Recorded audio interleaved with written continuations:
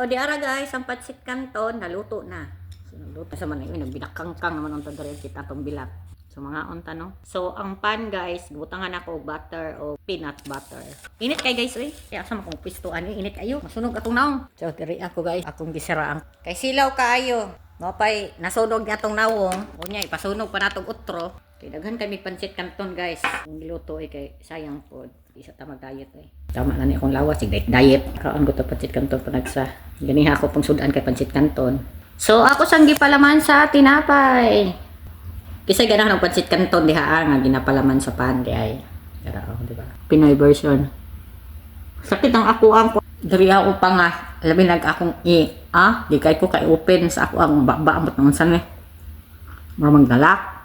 Mga ang tanan mo na nindot guys.